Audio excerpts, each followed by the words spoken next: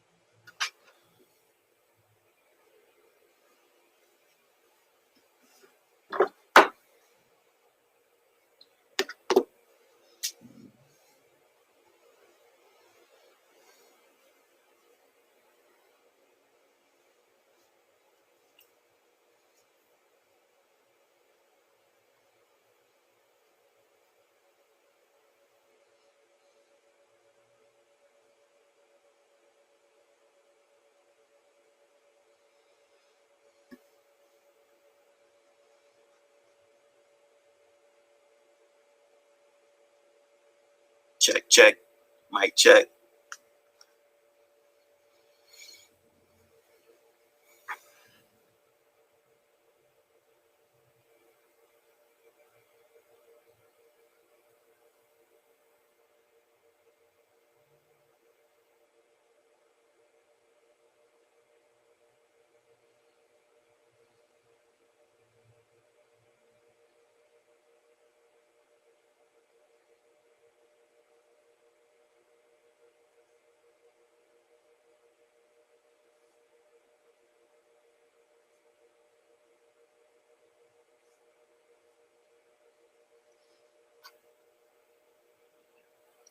Let's go, Nate. Check, check. Mic check.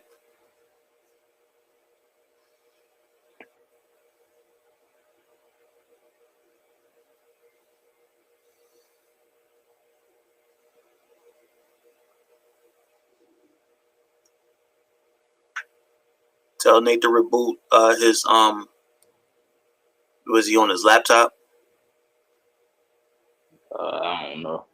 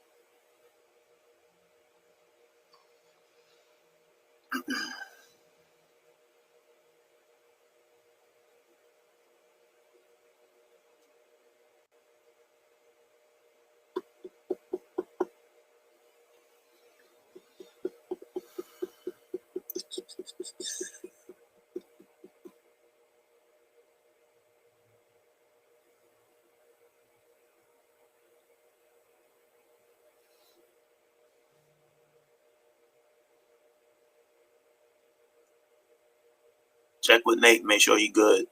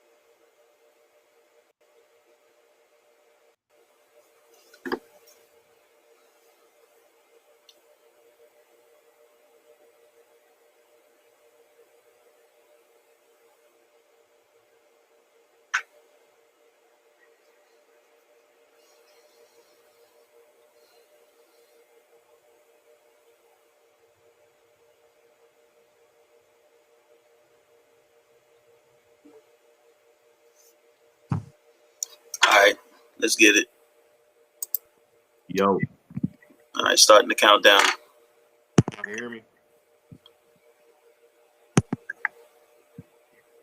Yeah, we do a sound check, Nate. Yo. All right, there we go. All right, Alright. starting the countdown.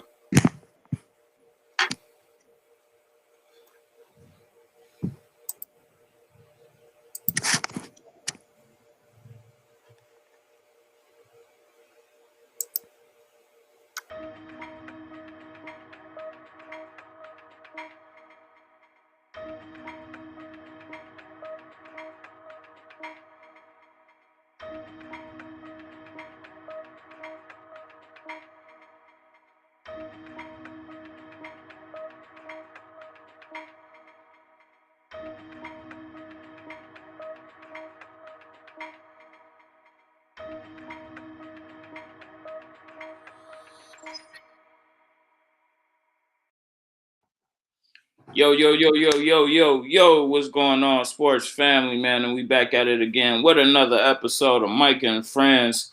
And today, you know, it's the usual suspects checking into the building, man. You got my guy Nate checking in from the West Coast, aka the best coast. What's going on with it? Man, I'm all good, bro. Nice day, nice December day in LA, like 75, so I can't really complain. Word. It done got a little bit warm too. It didn't got back up to 65 out this way, man. You know, Okay, it was down to like 30, so it was getting really real for a little point in time. You feel me? you still out in Atlanta? Yeah, I just slid up to here to the Ville for a little couple of days, and I'm about to be back down Okay, there in a few. But yeah, man, Atlanta, y'all need that warm weather because y'all need to stay outside the cribs and the strip clubs, man. Y'all need some outdoor activity down hey there. man, hey, we gonna get to all of that. We gonna get to all of that. Best believe. And we gonna have my homie Jay Cott checking in a few. He gonna be logging on in a second. So when y'all see him pop up, we gonna get into it with him. But let me pay the bills real quick, man. This whole podcast is being presented by National Sports Chat. Make sure you go over there, follow us on IG, YouTube, Twitter, everywhere. Like, comment, subscribe, everything.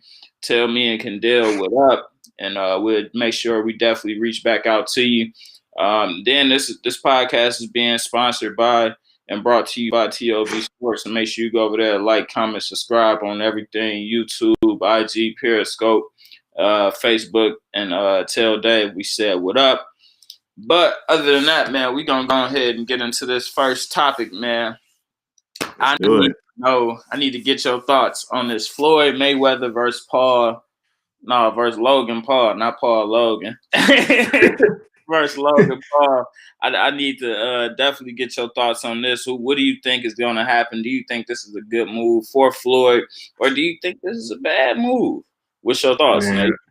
I think that it's interesting. It's an interesting development in the sport of boxing in general. You know, it seems like it's the age of the troll. Like trolls are finally getting what they want. You know, they getting the exposure and they getting a chance to make something happen.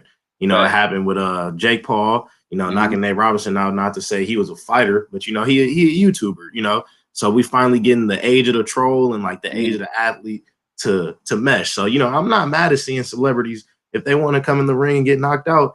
Because that's what's going to happen with Floyd Mayweather, man. He's still 40. He's 40 plus years old. I mean, I know Logan Paul is bigger than him, but man, this Floyd Mayweather, man, he's not going to step out in the ring and lose to a YouTube influencer. I don't see that under any circumstance. But you know, maybe Floyd spent his money too quick, or he see the money Mike making because it's like, bro, I don't see why he would take this fight, bro.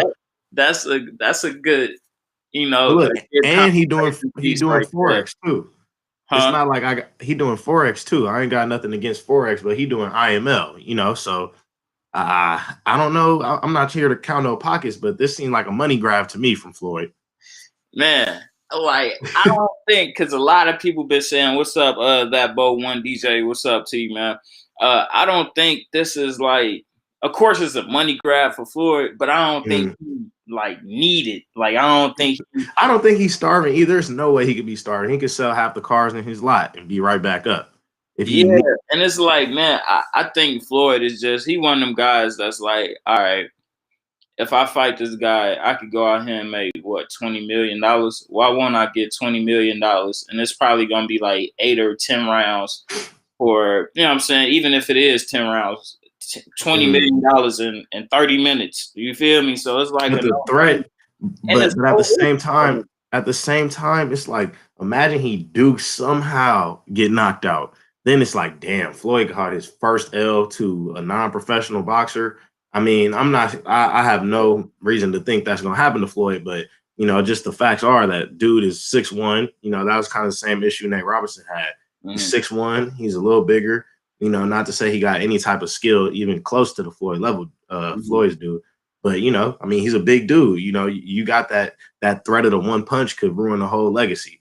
Yeah. So I don't want that to happen. I don't even because they usually say that's a 1% chance with boxers.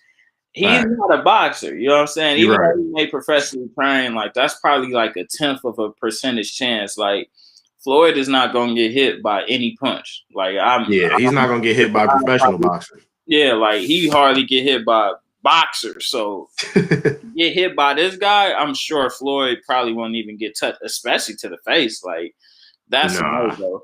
I mean, I just saw the Mike Tyson fight. I didn't think the Mike Tyson fight was that exciting. I think Nate Robinson getting knocked out really kind of saved that card. I mean, I think people want to see stuff like this, but at the same time, it's kind of silly. You know, I'm not going to say it compromises the sport of the integrity of boxing because there's some really good boxers out there, especially in the lightweight, heavyweight. You know, I think the sport of boxing right now is coming back to relevance. So I think Floyd's just seeing that. He's like, you know what? How can I make some money on the back end? I respect it. I don't see the long-term play with this, but I think it's dangerous though. I do think it's kind of dangerous. And that's the thing. Like I'm sure Floyd, he always assesses the danger whenever he does exhibition matches and stuff like that. So I know he already is knowing like, you know, what's going on. But in my eyes, this is a no chance for an L for him. This is easy money, 30 minutes. No brainer. Like Floyd does this. Floyd been going out there fighting for 36 minutes, getting 300 million. You know what I'm saying? Like, so what's another 20 million at 40 years old? Yeah, so this is a no brainer. But what I did notice, this is going to be through a different I guess sponsor or something like this. It's not. Yeah, it's not one of the boxing affiliates. It's like I think it's not through Triller, is it? No, it's not through Triller either. So that's what I'm saying. Like I wonder if they're going to do something to have Snoop, you know what I'm saying, come on there because Snoop and Floyd do have a good relationship. So man, I think that'll be needed for an event like this because we're about to watch real class boxing versus a YouTuber. You know what I'm saying? Like this is going. When we got to have somebody commentate this, or they know they're going to pretty much lose out on money. But we'll see, like in the further developments, because this is going to take place on February 20th. So we'll see, like how like what they're doing with the ticket sales and like not ticket sales, but pay-per-view. And that'll like they definitely gonna have some ticket sales too. Because where is that? Do you know where it is? I don't know. I just know it's February 20th. Maybe I have a feeling they're going to do it in a state where it's going to allow some fans just to get some of that revenue back up. If I were them, that's what I would do. Maybe go down there to Texas. I would look at Texas for sure. I definitely look at a Texas, but I don't know if they're not able to do that, then it's probably going to be a Vegas or LA type. You know what I'm saying? But it'll just be interesting to see what they do with that.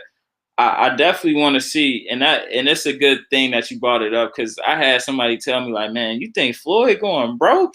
I'm like, man, I don't know, man. I don't think so.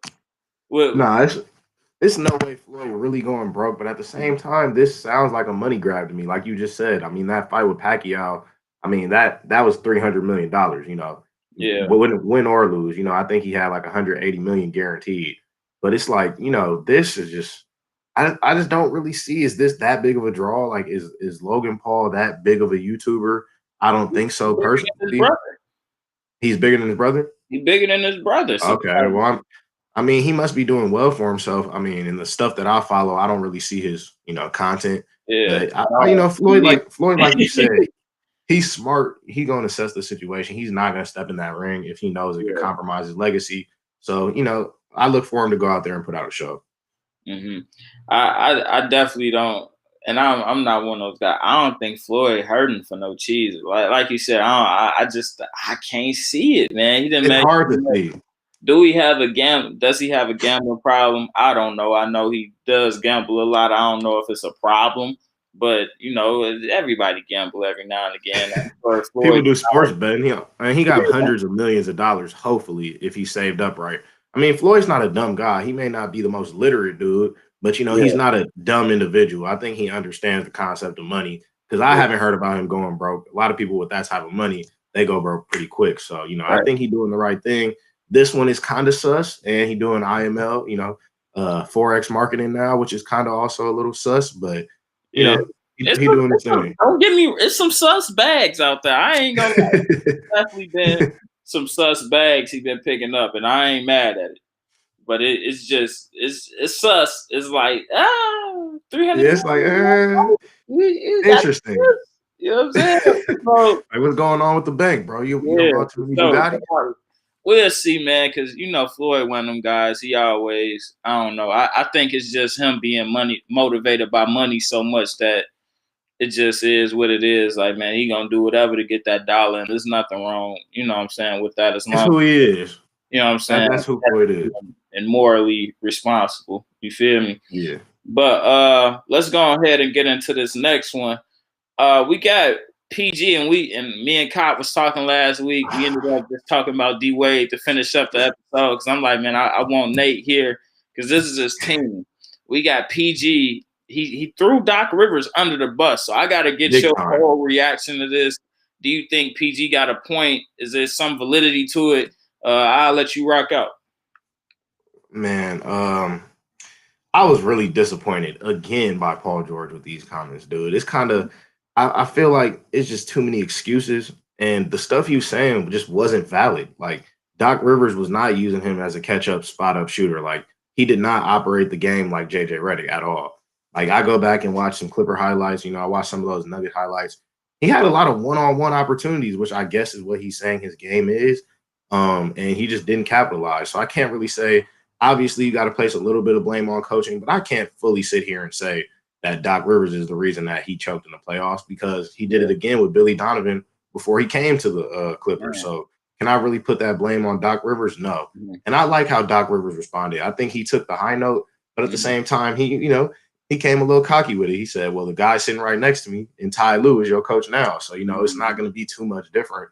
And this is just kind of the stuff that continues the narrative about the Clippers and them being kind of soft, and them being the little brother in LA, like always making excuses. Kawhi came out, he kind of took it to the chin. He said it hurts, but, he's excited to come back out there. But Paul George, man, it's just like, that's just not true. You weren't coming off pin downs all year. Like, you were not solely a spot-up shooter. I've seen him, be a lead ball handler for us at times. I've seen him come off screen, pick and roll. So for him to use that as an excuse for his postseason success, if that's what he was doing, I'm not really cool with that. Not at all. And one thing I can say, like with this, I feel like he just shouldn't have said anything at all. You know what I'm saying? Like, it's something that's just good not to even speak on, And I think like this is one of those things, just because no matter what, you always, even if it did end terribly, you always want to respect the elders. And not saying that, Doc Rivers is above any, criticism or anything like that, because he deserves some criticism. Even I was getting criticism during the playoffs But I wouldn't say that that's the criticism though. Like his Paul George, I wouldn't say that was the issue with Doc. I think his biggest issue this year was just adjustments with Doc. Exactly. Playoffs. Like, it was just like, bro, we can't call a timeout, and they, you know what I'm saying, they stop whatever run that the other team was on. They get on a little run, then they just revert back to the other thing. Like, no, you have to be able to make those adjustments and be able to let the team know, hey, this is what we're sticking with. This is what's working right now. So that was my biggest problem with it. But my biggest issue with Doc was, I think that he didn't ever make anybody the lead ball handler. Well, that and he never really established a leader, like a leading culture. There was nobody on that team who was like the defined leader. And as Yeah, much as it sucks to hear, nobody wanted to though, bro. but there's Like, always a hierarchy, you know what I'm saying, on every yeah, team. Like you can't leading by committee, it makes sense, but on every championship team that I can vividly remember, there's mhm, usually a top dog, even if he's not the best player, he's the mhm, guy that the team leans on, in moments like the Clippers series, I mean the Nuggets series when it started going bad. Kawhi is a very talented guy, but there was really no structure of leadership there. And you could kind of see that on their chemistry on the court. But yeah, the fact that Paul George went as far to, they didn't really even ask him to say that. If you watch like the transcript of all the smoke, they were just kind of asking a little bit of like what went wrong this year with the Clippers, etc. But for him to just, kind of instantly point to Doc and his utilization, I didn't think that was fair mhm. from Paul George. And I think that's, like I said, some of the stuff that people look at is like, okay, Paul, like, that playoff P stuff is over. You haven't made it out the first round in 6 years since you said that. You can't blame Doc Rivers for that. Yeah. And that's why I feel like he just shouldn't have said anything, because it's always like, dude, whenever you start talking is when things start going terribly wrong for you, like Like, terribly like wrong for you. he's Like, I he's don't just know, as like, bad in the media as Kyrie to me. Like yeah, he gives the media exactly what they want. but I would rather him not. I would rather him do what, you know what I'm saying, pull the Kyrie card and not speak to media, because it's like, dude, Mm, like it's to the point to where it's like, bro, you get to talking, and it's like no matter what, it's always going to be get negative after whatever you like. It's going to always get negative, whether it's your play that gets negative, you know what I'm saying, off mm, the playoff piece shit, off the just anything. Like it's just all like it goes downhill. Like, well, yeah. I wasn't. What was it? The depression thing in the bubble, like, bro. Yeah, he wasn't he Goes wasn't himself. downhill. That was the first excuse. And I'm not gonna say, mental health's not a real thing because obviously it is. Facts. Plenty of players have talked about it from DeMar DeRozan, Kevin Love, I mean, even LeBron touched on it's hard to be away from your fam, but Yeah. everybody has that exact same level playing field. Mhm. Not say everyone got the same anxiety, but everyone was in that bubble with you. So, I can't really take that as an excuse from Paul George, just like I can't take him being utilized incorrectly from Paul George. It just doesn't Yeah. when you watch the games, I mean, it's like how many more looks do you want? Like Mhm. he was averaging like 6 or 7 points less this year than he was with OKC, but clearly he's not the number one guy anymore, not the number one Yeah. scorer. Um, I would like to see him next year have the ball in his hands a little bit more. I think he really got handles. That's Mhm. a big part of Paul George's game. People don't talk about. He really does have handles. And he can be a much better playmaker, but Mhm. the whole JJ Redick and Reggie Miller comparison, I'm like, I don't think anybody that watched the Clippers this year would compare his role to that. My thing is, what does he want to do? Like, do you want to like? How do you want to get involved? Like, because Yeah. that ISO shit just ain't gonna work, bro. Like, Well, do you want to post up? Like, do yeah, you want like, what do you want to do? Like, because if you don't want to ISO, you don't want to post up. And he's not really good at pick and roll. Like there was an article that came out, like he was actually one of our worst pick and roll ball handlers last year in terms of yeah. efficiency. Hmm. But if you don't want to do those things, the best looks for you are pin downs and are coming off screens and getting to the basket, sealing off the defender. But for him to say that's all Doc Rivers' fault for why Yeah. his play was so bad, it's like I don't know, bro. He can't be out on the floor with you Make missing a shot. shots. Yeah, like make a shot. That has nothing to do with Doc Rivers. Like Yeah, we're like he shooting can't just he can't keep scheming up wide open buckets for you. You bricking. Like, I'm sorry, like, exactly. I'm shot. gonna stop coming to you. I'm gonna stop coming to Yeah, you at a certain point. yeah, like it's over with. But I definitely just think he definitely shouldn't have said anything about that, and just focus on, even though it was like an interview of him kind of reflecting on the past season. I get it, but just, you know what I'm saying, you lost, so just keep trying to move forward and be progressively thinking. You know, Convos create change. That's a pretty solid observation, especially after what we've seen, these past few years. But it's funny though that Paul George keeps saying. He said, "I want to be a Pacer. I want to retire a Pacer. I want to finish my career in OKC. I want to finish my career at the Clippers." So hopefully that means that after this year, he might explore something else if they don't get that nah, championship. he may be gone this year. I ain't Yeah, even. if after this year, if the Clippers don't make it to the Nah, championship not after this year. Before, during the like, season. Harden is like Harden type time. You know what I'm saying? Like, What you think they might be in the play to get James? man, I would get rid of PG to get Harden. I would like to see Harden and Kawhi. I don't know that. I mean, James is also kind of a playoff folder too. Maybe not as much as PG though. And I feel like that'd be the better place for him, man, because we see how, you know what I'm saying, we see how Harden giving it up out here. I think he need LA would be cool. You know what I'm saying? LA would be cool for Harden. I feel this. I don't want to see Harden leave Houston, man. I feel like that's his city. But I mean, I could. It is. But a trade. That's not a bad trade though. Houston is his city, but he didn't like we gonna get to that. Let's go ahead and get into this next topic. Sure. Man, we got Harden who didn't end up showing up to the first day of workouts. And a lot of people just were speculating, and I get it. I see like he posted that he was, you know, celebrating his birthday with Lil Baby, you know what I'm saying? And you know, gave him 100,000, gave him endless life supply of honey buns, gave him a Richard Mille watch. You know what I'm saying? Then the next day he was in the strip club, but even that night he was in the strip club. You know what I'm saying? Yeah. I feel like there ain't nothing wrong with that. Like, granted, it's a team thing. Like, okay, I'm gonna tell you what's wrong with it. Go ahead. All right, like you should want to, especially coming off the COVID and this being a small postseason, you should want to get in with your team and do workouts. But if he chooses to opt out, I don't have no problem with that. Like hey man. Combo's great change got me cracking up in the comments because it was kind of cringy. It was a little cringy.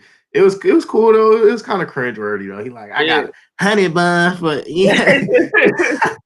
I got a honey bun in a honey bun, and he got a Prada bag because he proud of me.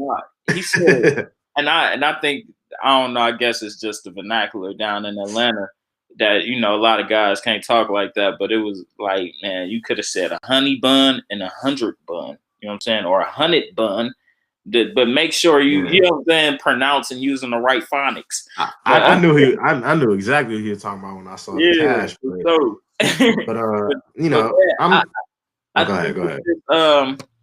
I don't know, man. I think Harden, I like I said, it would be ideal for him definitely to show up to those workouts and, you know, at least get it in with his team just because of the short postseason. But I can't blame him if he doesn't want to do that, you know, especially being disgruntled with the organization and wanting to leave right now. I can't really say he's wrong for not showing up.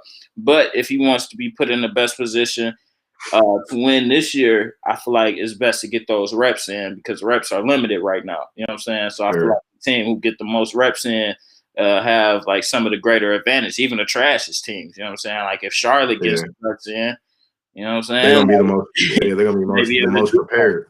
Yeah. So let me get your thoughts on that before I rebut what you're about to say, man. Well, I can agree with you. He missed the first workouts. I mean, they weren't mandatory. The first set of workouts was a voluntary workout. I think that was Friday when people started checking in. I mean, he missed it. So what? But when he missed the one that he was scheduled to come in, like the individual workout, I thought that was concerning. I mean, since then he's reported to camp. But you know, I just don't really like the way James Harden is going about this. And I don't really compare it to the Anthony Davis situation because Anthony Davis showed up to play. You know, regardless of how disgruntled he was.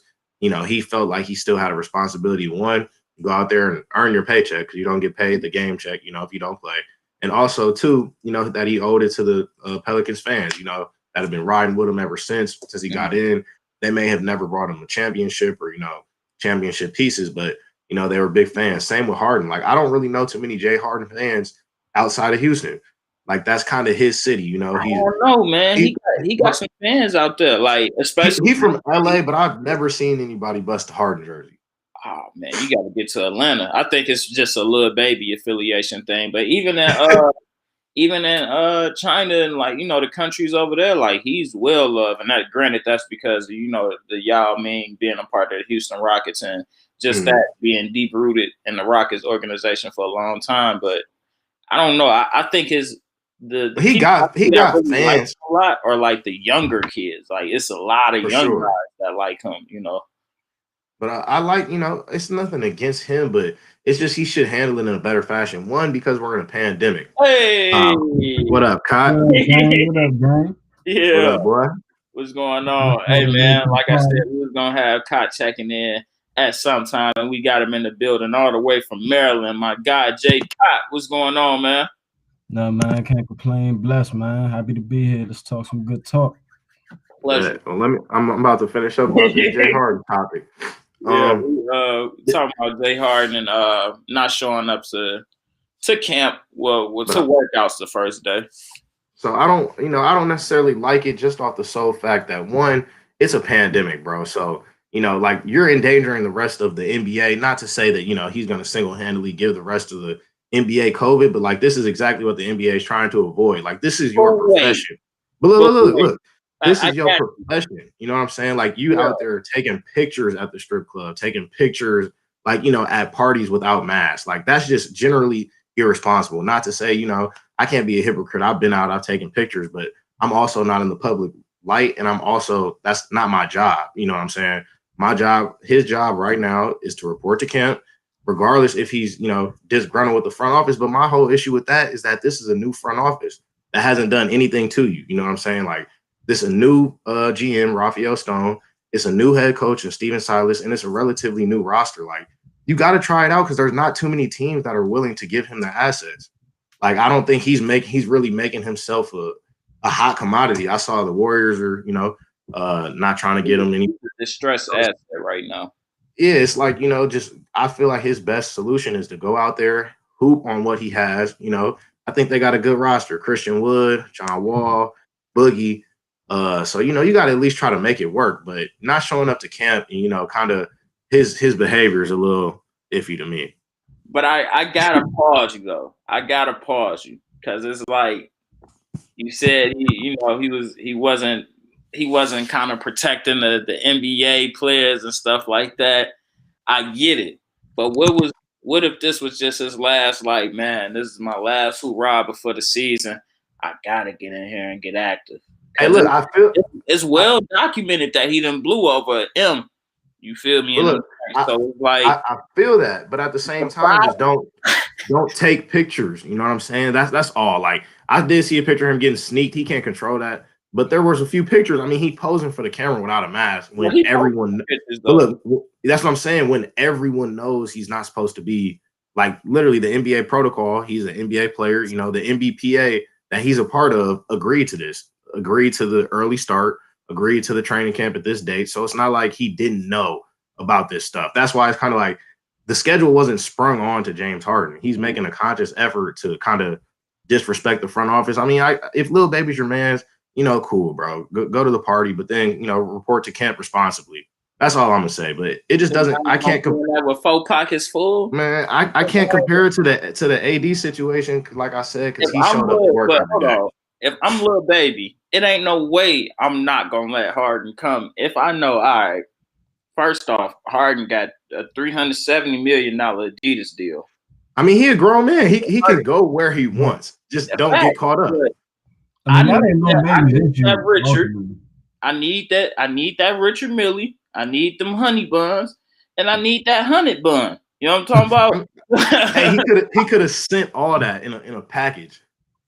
Facts.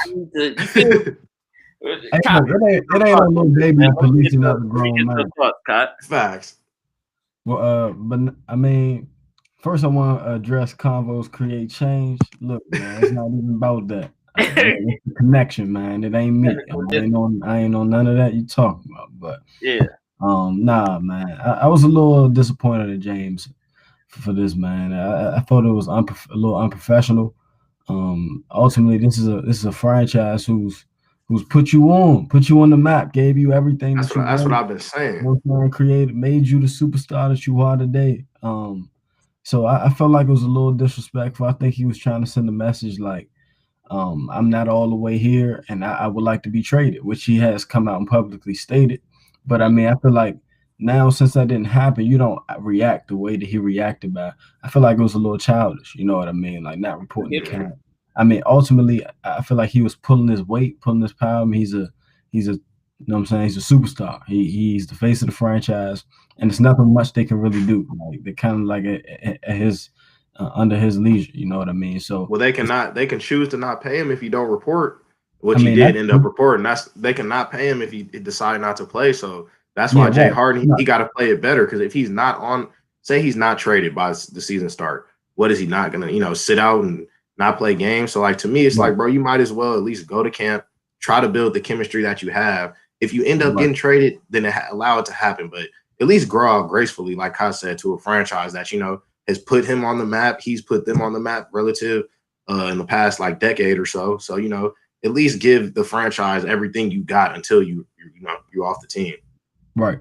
I mean, and then it's like, come on, dude. Like Nate, you making some great points about, just the current situation. It's a global pandemic right now. You just out here on IG at parties, like just not caring, bro. I feel like it's just a little unprofessional to me. I would have liked to see my man, you didn't get traded, dude. You just got John Wall, you know what I mean? Be you know what I'm saying? Be professional. Be about your business, man. Report to camp and make the best of what y'all have. They don't have a bad team down there. I mean, and I feel like it kind of hurts he doesn't have the best reputation in the past of being the best teammate. No, he doesn't. So it could hurt his stock in the future. You know what I'm saying? As far as further other teams wanting to pursue him, like I said, in the future, to bring him on to another team. I mean, of course, his talent is next level. So that'll probably overcome this small mishap. But ultimately, I think that he could have handled the situation better. So I got a couple things. This is the organization that did give him his shot, that did put Harden on the map. All that I understand. This isn't the front office that he loves. He loves Daryl Morey. You know what I'm saying? He loves D'Antoni. This isn't who he loves anymore. He don't got no loyalty to Stephen Silas. You know what I'm saying? Like, he don't really. But the question is, why should he have loyalty to D'Antoni? Like, what has D'Antoni done for Jay Harden that's that great? I could come out here and drop 36. That's what he done. That was great. You know what I'm saying? I don't think Stephen Silas going to try to take the ball away from Jay Harden's hand, but realistically, I think everybody, maybe outside of Jay Harden, understands that he has to change the way he plays if they're going to win. Right. If they're going to win meaningful games, you know what I'm saying? I don't think that he can just go into a camp like, oh, I just want to put up 36. Like, you can still put up 30, but just get some off-ball movement. You feel me? Commit a little bit more on defense. Like, if Stephen Silas is preaching those type of things, I see no reason why Jay Harden should be that disgruntled. Like, they've thrown the money at you. They've gotten you the pieces. Like you said, this isn't that front office. But, that front office didn't get it done. Like, you with that front office didn't get it done. You got to try to change something up. Yeah. I guess we'll see how everything turns out, but I definitely think Harden's out there. He's out the door. And Cott, what I said, I think he's headed to LA, man. I think he's heading to LA. What franchise in LA? Paul George, see in Houston. Oh, that would be tough. Hold on, though. The city of Houston. I just want to put an APB out. Because I got a couple of homeboys that live in Houston.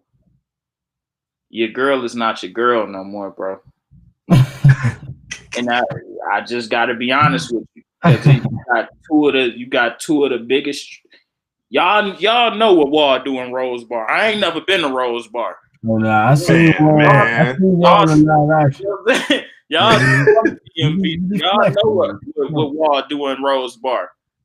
You know what I'm saying? Animal in Rose Bar. He got his jersey framed on the top of Rose Bar. For sure. We've been seeing what Harden been doing around the world. So Houston is and I think that what if that's part of the problem? Like, man, God done brought him over here. And you feel me? I done pretty much ran through everything in the city. Now I need a new city. You know what I'm saying? I don't know, bro. Y'all know I'm playing around, but I don't know, man. It should be interesting, though. But who do you think Jay Harden's getting traded to, though? That's the question. Who do you think Jay Harden's getting traded to, though? Because Kevin Durant came out today. He said, legit, I don't think about Jay Harden. I'm trying to championship, basically, which is true. You know what I'm saying? Because they don't need much. That's the right thing to say, but I'm sure it's like some conversations going on in the background. You know what I'm saying? And I feel like that probably hit Harden the wrong way just because how KD handled that. Like, hey, man, even though they could very well be talking behind the scenes trying to put something together. I'm not about to say that. I'm about to say the only thing I care about is nigga winning a chip and winning with the pieces I got that's in the building right now. Like, I'm telling you, KD knew that, bro. That whole storyline is fabrication. I'm telling you. I don't think it's real, bro. KD don't want no parts. He was dead serious. My man know he is the best bucket on the planet. He don't care about Harden. We don't need Harden. Stop asking me about Harden. We're worried about what we got in this building and how we about to win this chip next season. So they not tripping off going down to H-Town. Like, let Harden stay in little baby function. Like, he not worried about what he's doing. Hey, man. Harden, if you want to come to Atlanta, I don't know. I don't got no pieces they could trade for you, but if you wait till after this contract up, my boy, hey, Atlanta got some spots for you, and I know you know because you're always out there. But man, let's go ahead and move on to this next one, man. We got. I just wanted to get y'all reaction around the John Wall and Russell Westbrook trade. What's y'all thoughts? Do y'all think that's a good move? Which organization won that trade? Kyle, I'm gonna start it off with you, man. Man, so first of all, I want to say, man, salute to John Wall. You know what I'm saying, good, solid 10 years. Hey, yo. Oh, man. Big B's in the function. That's crazy. But nah, man, shout out to John Wall, man. He gave us a solid 10 years, man. I can't complain. He didn't bring no real significant trophies here, but I mean, hey, he was an exciting player, man. You know what I'm saying? The city embraced him. He embraced us. I mean, I felt like he was a player who represented us, you know, well as far as the grittiness and things we represent. But I'm happy about it, man. I think it was his time, man. I think it was time to go.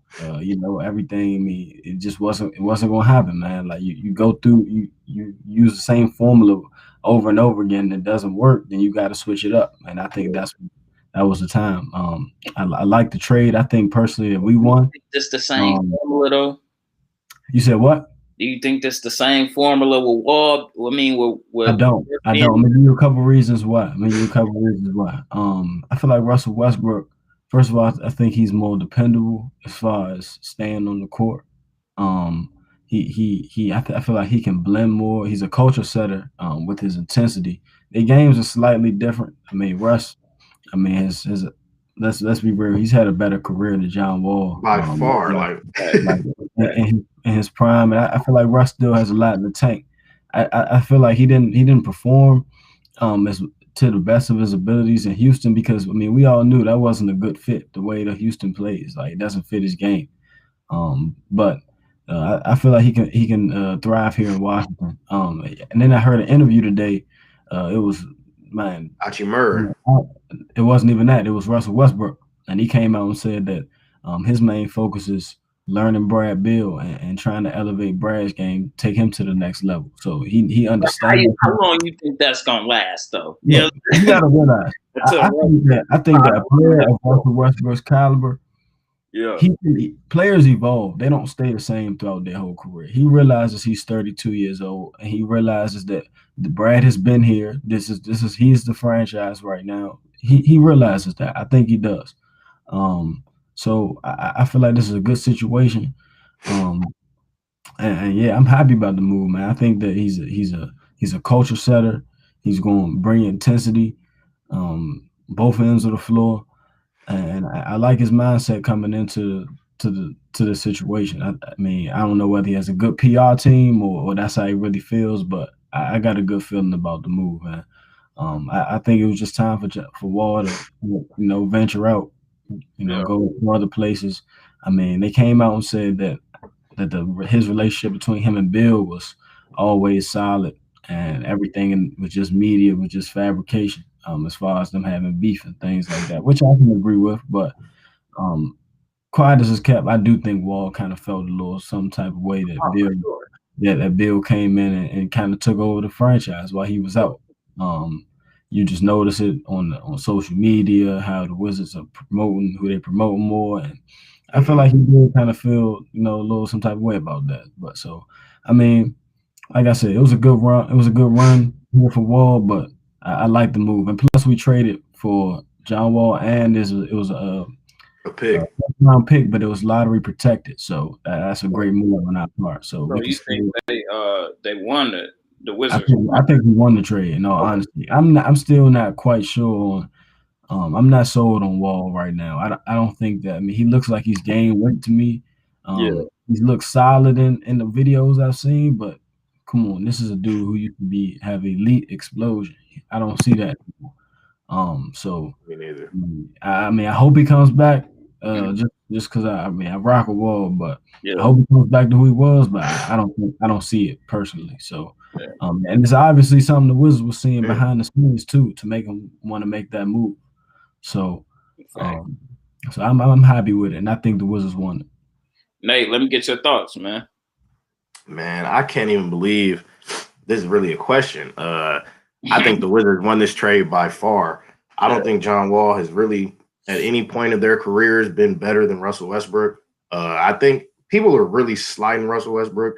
I mean, he hasn't won a championship, but that can't really be the gold standard. Like, people were saying it was kind of his fault for the Paul George situation, how that kind of fell off. Like, no, when Paul George came to the Clippers, he did the same thing. They were kind of blaming him for the James Harden situation this year. He did the same thing with Chris Paul, did the same thing with Dwight Howard, the same personnel. Even Kevin Durant, not to say I'm not going to sit here and blame Russell Westbrook for their shortcomings. Like, they were pretty good 1-2. They got to the finals as a young duo. They ran into the Warriors, Like, I can't necessarily say that's all Russell's fault. Like, KD definitely took some blame in that too. But we're talking about we're talking about an MVP caliber player, though. Fact, but when you shooting more shots than KD in the playoffs, he didn't shoot more shots in that Warrior series. Yeah, said what? But he didn't shoot more shots than KD in that Warrior series. But like this what we're talking about an MVP caliber player when he's at his best, and we're talking at his worst, he's still a 27-7-7 guy. You know what I'm saying? Like, the Wizards haven't had that in 2 years. They haven't even had a lead floor general. For all the things Russell can't do, look at all the things he can do. Like Kai said, provide energy at all times of the game. He's never going to be disinterested in the game. You're getting an elite competitor. You're getting a much better and reliable athlete than John Wall. I mean, he's not bad. Like, look at the things he was doing for like a 2-month period last year, like before the shutdown of the season. He had kind of caught his rhythm with James Harden. And like Kai said, he knows what his role is. His role is to come in and support Bradley Beal. You can't be sure what you got in John Wall. And for them to even get a pick out of it, like, they did a max salary for max salary swap. But one of the players has played the last 2 years and one hasn't. So, I mean, off that basis alone, you're getting a much better player, in my opinion. And I don't think that it'll be like the Eastern Conference guards. I mean, Kemba Walker, he's getting surgery on his knee. You got Kyle Lowry, you got the Fred VanVleets. I mean, you got Drew Holiday. But none of those guards are really better than Russell Westbrook. I think that gives them one of the best backcourts in the NBA. Definitely. I'm not mad at the move. I definitely think it was a move that had to be made because, like everybody knew, Russ was definitely wanted out of town. So this is probably the best place for him to go. Definitely for a situation where they could just trade him heads up. You know what I'm saying, for that contract. Then the Wizards did get back that pick, like he was saying, Kai. And it's even greater. It's even greater that it's a lottery protected. So it's definitely a good look for that. But I would say the Wizards won this just because with the Rockets got back, like they definitely don't know what Wall is going to be, and his game is predicated off driving and really moving around more than like a KD would. Like, he just can't pull up and shoot like KD. So he probably can't even dream about shooting like that.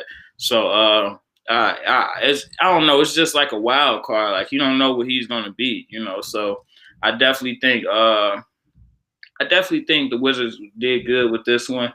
It'll just be interesting to see how those two guys mesh. I guess it shouldn't be too hard because Bill already played with somebody with a Wall, so it's kind of like, all right, it can't be too much different. But I'm sure it'll probably just be different. Like Nate, you were alluding to, just a different class of a superstar. So it'll probably be different in that degree. But I definitely don't think this is just be something that's just too crazy, too out the way for the Wizards. And the Wizards, they may be coming for that 7-8 seed, man. I don't know. It's 7th or 8th. It's You don't getting think you don't think they getting either the 5 or 6 seed?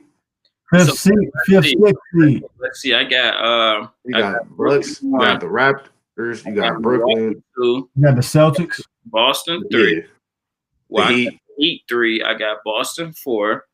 I got Atlanta somewhere probably in that 8 range. I got so I got I a think you forgot And Toronto. Toronto But I got Bucks. Well, this is no Toronto, order. at 7. This is no. I got Bucks, Toronto, Celtics, Heat, Brooklyn. This is no direct order. Then I'd say Washington, the Hawks, and that's 8 right there. Yeah, Washington or the Hawks. So they probably either slide in that 6, 7 seed. So this is how I do. I had it Brooklyn. I'll have Milwaukee, Heat, Boston, Wizards, Pacers, Wow, no Raptors in your top 8. Raptors at 7, then the Hawks at 8. I can rock with that. Yeah. I don't see the Pacers sliding in that Eastern Conference. Knicks at 9. next year. The Pacers always perform in the regular season though. So Yeah, well, we'll see. They got a new coach and everything. They got pretty same personnel, but I can see the Wizards being better. Huh? Not. Did they maintain Oladipo? Yeah, they did. Nobody wanted him like we was talking about. Yeah, his market shrunk up for real. Yeah. But let's get into this next one, man. We just need to, it's a salute moment for somebody who media tried to beat up, tried to drag in the dirt, LeVar Ball, man. And I just got to shout him out just because he did what everybody said he wouldn't do. Granted, it didn't go exactly the way it went, like he said, but shit, he got 2 out of the 3 right. Two out of the 3 of all made NBA. You know what I'm saying? Dream. Jello in the NBA. So no matter how it happened, he touching the NBA floor, which 99.9% of people can't even say. And he didn't even have to touch it if he didn't want to, because he was gonna be good for life regardless. So, man, I think a lot of people got to tilt their hats and definitely salute LeVar, and I definitely think I didn't see too much of that just in the media at all. Like, I probably seen like 1 or 2 storylines of people talking about it on shows and stuff like that. But I definitely want the hate to be just as, I definitely want the praise to be just as loud as the hate. You know what I'm saying? Because he got the hate already, you know what I'm saying, by the truckloads. But now you just got to salute him. Even I think even then, just with one son in the league, you had to salute him just because it's not a lot of people that's doing that. And he said it from the gate, from the start of his kids' lives. Like, man, hey, I would rather have my kids not worried about anything, and I invest into my kids. And my kids want to go to the NBA. So, hey, I'm about to do whatever I got to do to get y'all prepared for the NBA. And he did it. So it's job well done for him. You know what I'm saying? So definitely salute him. Shout out to LeVar, but it's actually 3 families right now. They got 3 brothers in the NBA. You got the Antetokounmpos, you got the Thanasis, Giannis, and I can't remember the Kostas, for the Lakers. You got the Holiday brothers. I actually, I think theirs is even kind of more impressive just because, like, you got Drew been in the league for a minute, Justin been in the league for a minute now. And Aaron Holiday got drafted first round too. So, that's a pretty impressive family trio. But, man, you got to salute LeVar Ball, even though, his tactics were kind of odd, a little unique early on. You gotta salute him. Just being a parent of, 3 black boys, beating the odds in America. In essence, that's what they doing. Going to the NBA is not a feat to take lightly. I kind of wish he wasn't as loudmouth, but that made the brand. The big baller hype, it might have died down now. He signed with Puma, but these dudes are making, him and LaMelo are at least making millions right now early on. So, you got to tip your hat to LeVar. He said it followed through. So tip your hat to him. But, I hope now that they're in the league, he kind of allows them to be their own people. Doesn't talk too much when they have bad games or good games. Just kind of let their careers, develop on their own.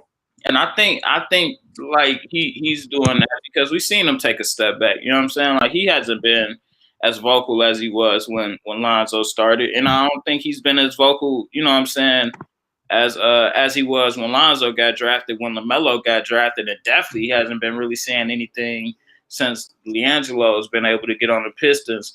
But man, it's just a salute to him, definitely with being a great dad, and you know what I'm saying, more than anything, a great black dad, because it's a lot of people who just would have went other routes and just would have folded. Like, granted, Yeah. his business ventures for his sons didn't work out. Well, for Lonzo didn't work out at the start with trusting the wrong guy.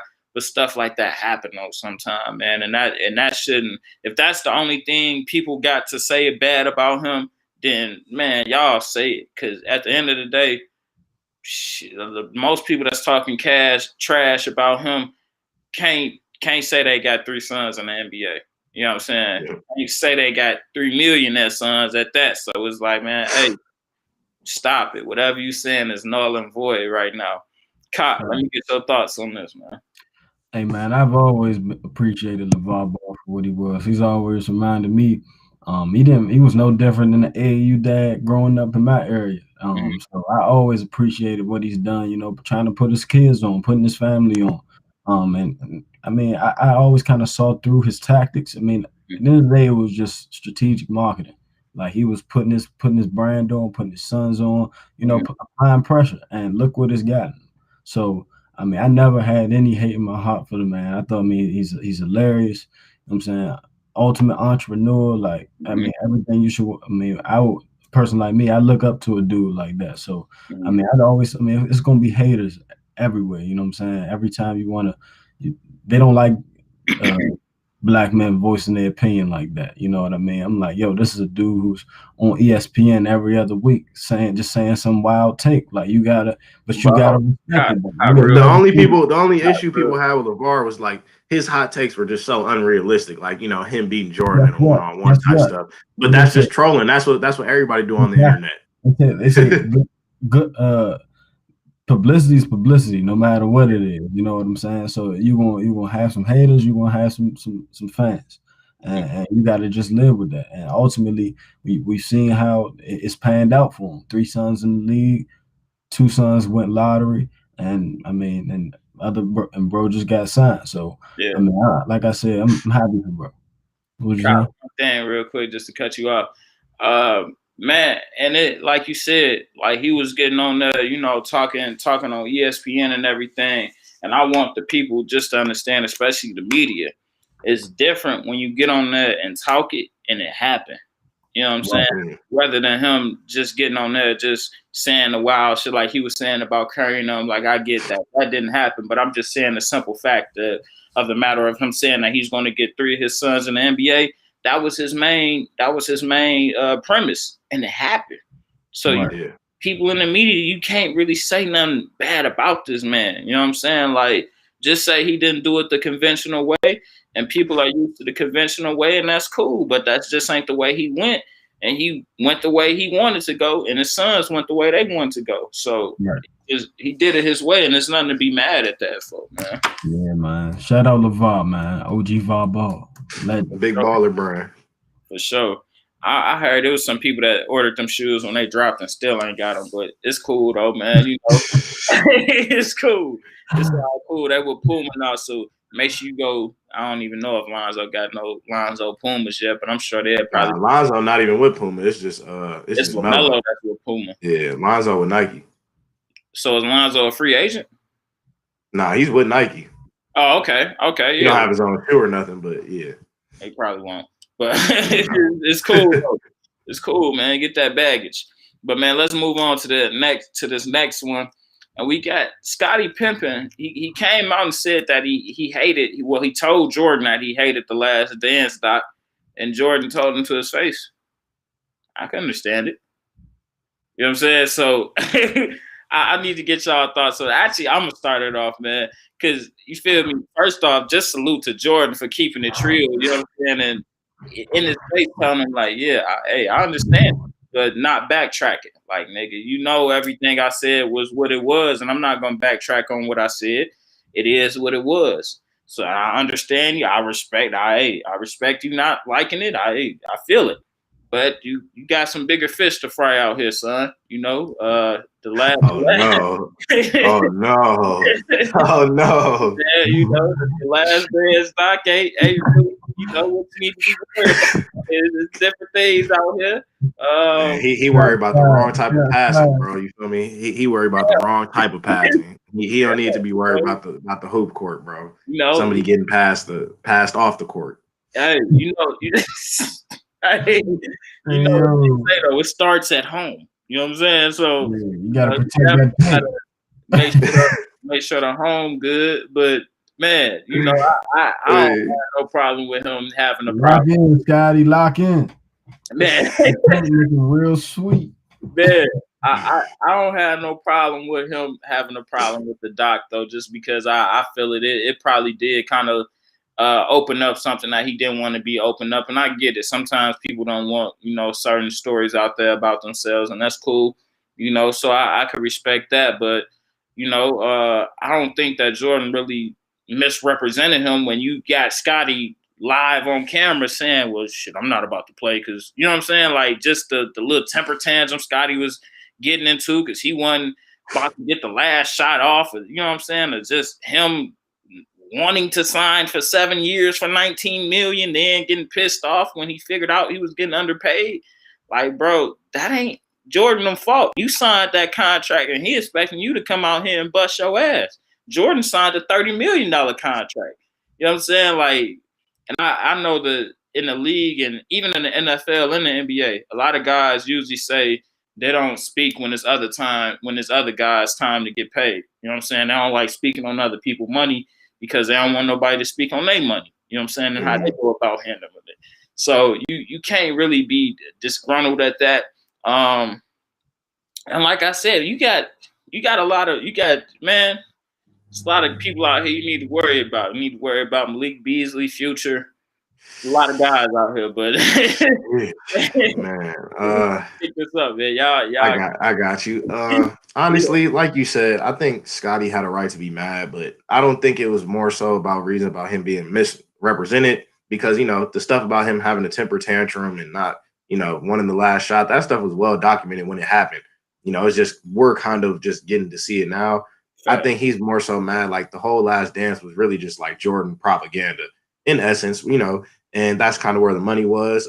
Like a lot of people, even our generation, we didn't watch Jordan play. So, seeing something like The Last Dance was like literally like a whole recap of his greatest moments besides maybe like one episode or so, so it was a little bit of Jordan propaganda, but that's fine. Like it's a Jordan. No bad moments with Jordan. It's a Jordan documentary. So, that's exactly how it's supposed to go.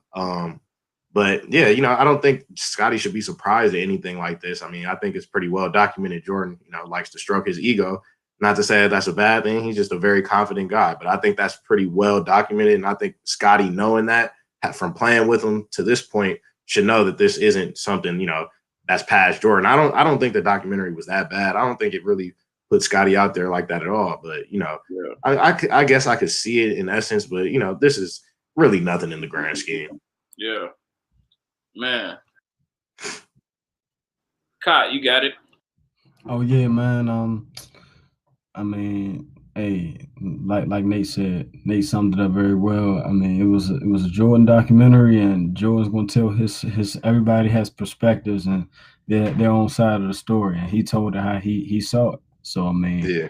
I've heard that they didn't have the best relationship when they played. They never were the best of friends.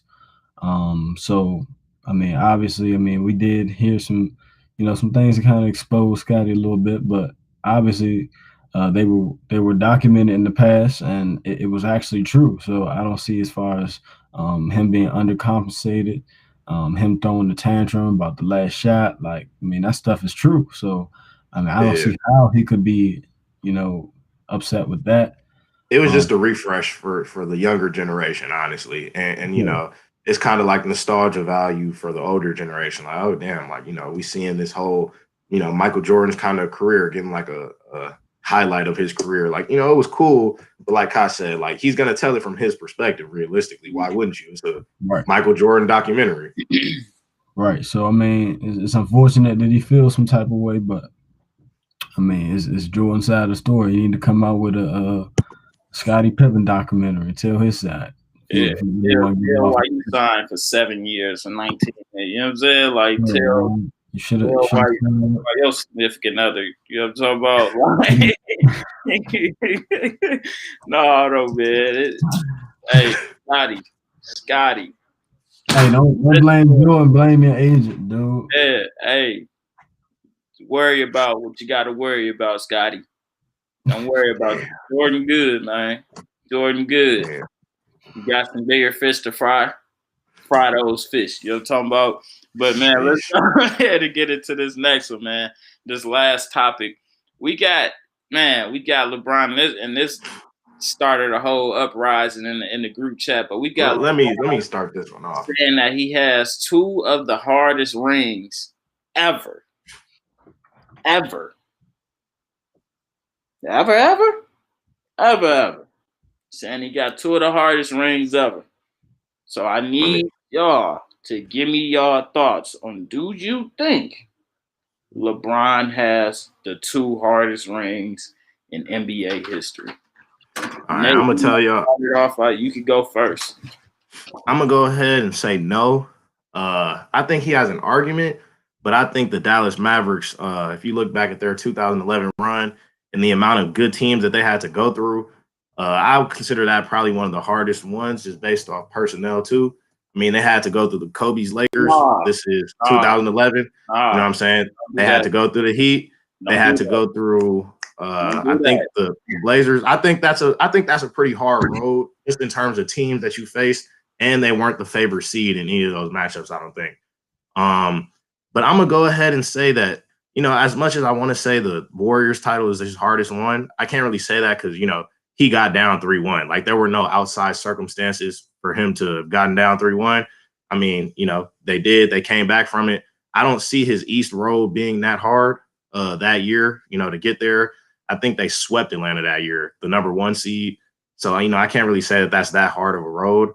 But I'll say this bubble one, I mean, just in terms of outside influences, the unknown, people, you know, almost leaving the bubble, teams almost leaving the bubble. In terms of outside influences that a team can't control, I'm going to have to go ahead and say this one has to belong up there. I mean, it was the most weird season, like, in history. So, you know, I'd probably say it would have to be on one of the hardest ones. Man, can you comment on that, man? So I mean, I'm gonna have to kind of agree with Nate. I think that he does have an argument, but it's definitely not definitive. Not definitive at all. Yeah, I mean, it's not definitive at all. I can't give you. I got to do some research, but I mean, the Warrior. Was that championship when he beat the Warriors? Was it 2016? Yeah, 2016. Coming back from 3-1. Was that the first time that a team has ever come back 3-1 in the finals? Yes, sir. So I mean, he does have that case. You know what I'm saying? This was a 72 wins, actually the greatest regular season team ever in NBA history that he came back from and beaten after being down 3-1. So that's a tough deficit. So that's a great argument. And then, although the Lakers were favored this year, like Nate said, the pandemic, the bubble, that was a different environment. It was a different landscape, something we've never seen before. The level of competition wasn't all the way there. I mean, I feel like we didn't see the match of the Western Conference Finals matchup that we wanted to see. That's their fault, though. That's not the Lakers' fault. They can't help who they face. All they know is that all they can do is win and face the next opponent who's up next. But ultimately, it's still a different type of like I said, different landscape. So I would factor that in there too. As far as competition, no, I mean, I don't think that. I mean, he ended up facing the underdog Heat, who came in. You know, like the Lakers were obviously favored all the way through in that matchup.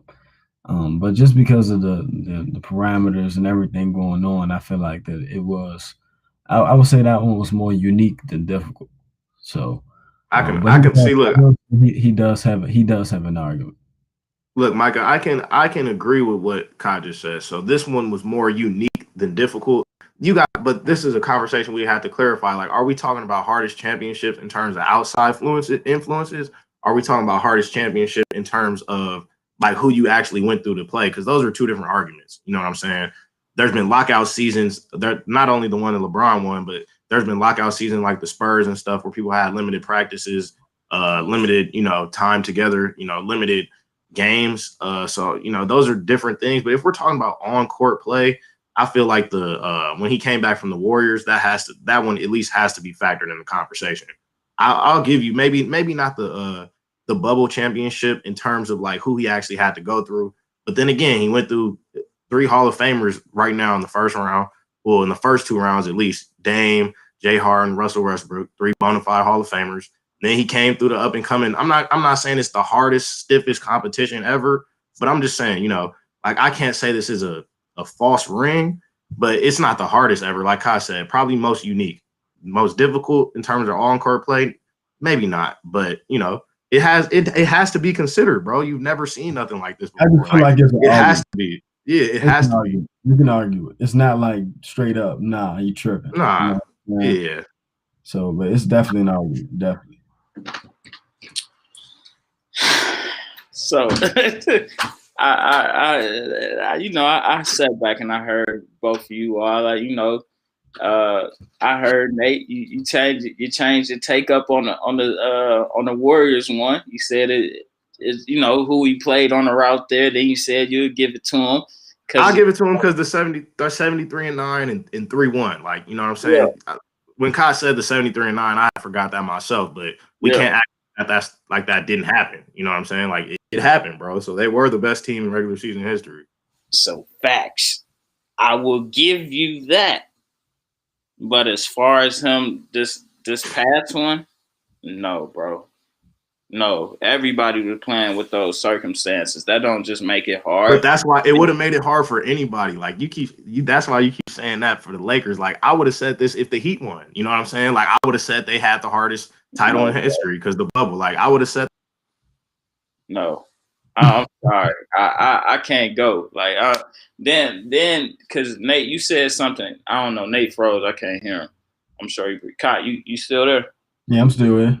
All right, but Nate said something in the chat that was like, he was trying to give his points about the bubble, and I wasn't rocking with it. He was rocking with it, bro. It wasn't any, they ain't had no home court advantage, bro. The games that they lost, they would have been on the road anyway. So except for Portland and Houston, those game ones, like those would have been those game ones. Those would have been on the Lakers court. But still, he got rid of them in 5. It wasn't hard. You know what I'm saying? That's not hard. Then you got you lost to Denver. That game 3, that would have been a game in Denver. You know what I'm saying? And then you lost to the Heat. Those 2 games you lost would have been games in Miami. You know what I'm saying? So it's not hard, bro. You know what I'm saying? You just came out and you won. And it's cool. I don't think this one was hard just because if you're going to say the circumstances, I could say the competition he played. You know what I'm saying? Like and Nate said that's why I'm like, nah, you can't say that because in the chat he was trying to say that was hard. Yeah, so I'm like, man, Dirk just off the rip. You know what I'm saying? Like that's the toughest ring through and through with the regular, everyday, regular things going on. That's the toughest ring ever. You know what I'm saying? Like, because he, not to say he was a one-man marching band, but he was pretty damn near the closest thing to it. You know what I'm saying? So, yeah. And he came through and beat them in 6.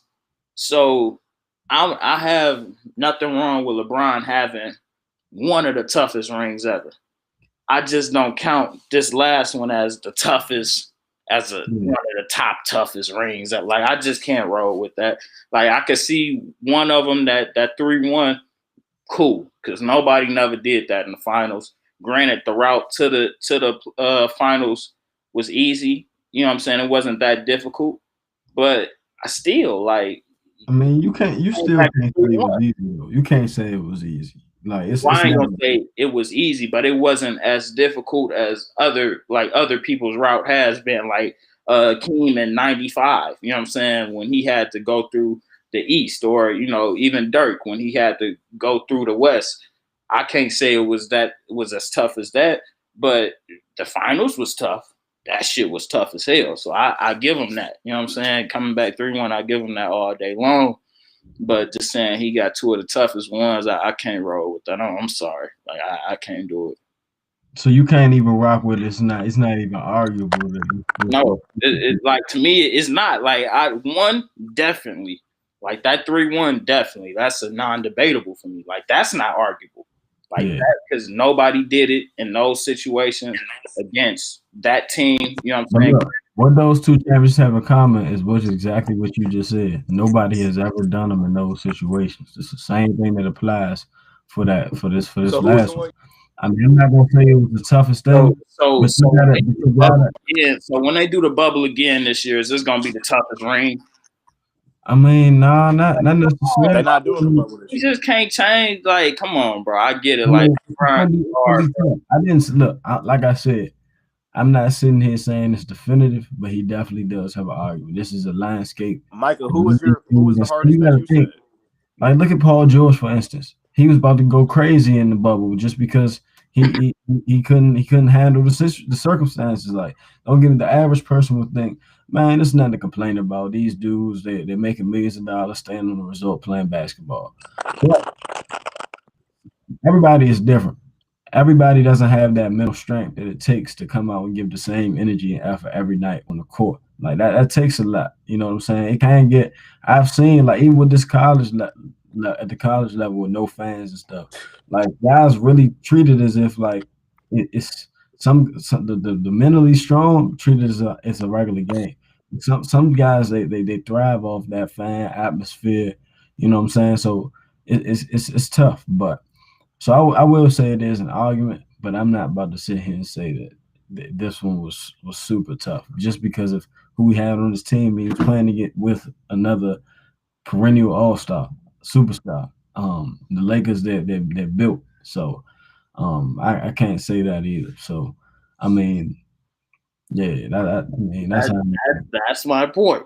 You know what I'm saying? That's my point. Like at the end of the day, man. I don't know, bro. I just can't take it for just being like just the toughest one. If he wants to make that argument, go ahead, LeBron. Like LeBron always want to make arguments about shit nobody trying to make. Like nigga, like who cares, bro? And you don't have two of the toughest rings. Dirk has the toughest ring. Then it's you. You know what I'm saying? Like I mean that's still high on that list though. And that but even then like that's even. I can't even. I'm not saying Dirk is just definite. Like that 3-1 is still, you know what I'm saying? Depending on how I feel, that may be greater than Dirk's. You know what I'm saying? You did be the thing more paper all time in the regular season. So yeah, that's tough, man. I just ain't going for that for the fully, man. I don't know what LeBron was on. I don't know. I ain't rocking with it, but I don't know. One more. I wish being hurt by what Kyrie did. I couldn't hear you, bro. You repeat that?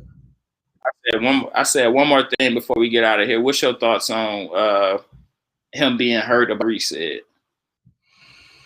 I mean, I feel like Bron, he's an honest guy. I mean, that was his true opinion. I mean, I can see why it would be hurtful for him. This is a guy that LeBron, we all know the type of person he is. He's probably the most personable. You know, he really, you could tell he genuinely wants to see other people succeed. So I mean, Kyrie's statement was kind of bold. Let's be real. Like he did play on the team prior to being on the team with KD with an all-time great, and then just come out and say that's a bold statement. I can't even sit here and say that I agree with Kyrie's statement. I mean, that's how he feels. But I kind of felt as though he was throwing shots. Yeah, you know what I'm saying? Like, so I mean, Bron was being brutally honest. I mean, he was just being brutally honest. I could see why it would hurt a little bit. I mean, that's supposed to be his man, supposed to be his guy. And he comes out and says some stuff like that. So it's a low blow. We all know some shots thrown, but I mean, that's just how Bron is. I mean, he's an honest dude, genuine. So he was genuine in his response. So I mean, I can't fault him for saying that. He said he for damn sure wasn't talking about Tatum because he looked down at the end of the bitch. Tatum gonna take that shot. He didn't make it, so he wasn't talking about him. You feel me? but nah. I don't know, man. I think I got mixed thoughts on this. Like, I feel like, I just feel like it wasn't even worth, him getting into for real. Cause I don't know. At the end of the day, like I said, if it don't have a name on it, then you can't really dig too much into that. But I'm sure LeBron, it ain't nothing that he really think about on the daily. Like Kyrie said, it was probably just a question that got brought up right then, and he just responded to it. So I can't really, get. I'm pretty sure Brian ain't over here shedding no tears or dwelling on it, man. Yeah, for sure. It was a question that was brought up, so he responded truthfully. And, you can't fault him for doing that. I don't think it makes him look soft. I don't think it makes him mean. It's just natural human emotion. Man, it's supposed to be your guy, throw you under the bus. So it's like damn, like. Though it was cool. I wanted to see you win. We got a championship together. Like, we got your only ring in your career together. Without me, you don't get that. Yeah. So it was kind of wild for him, a wild statement. Without Kyrie, LeBron wouldn't have got that one. Yeah, but look, guess what? It's a two-way street. Without one or the other, you don't get it. So, that's all I'm trying to say. And they accomplished something great. What we just discussed is possibly the greatest ring ever. So I mean, you got to acknowledge that.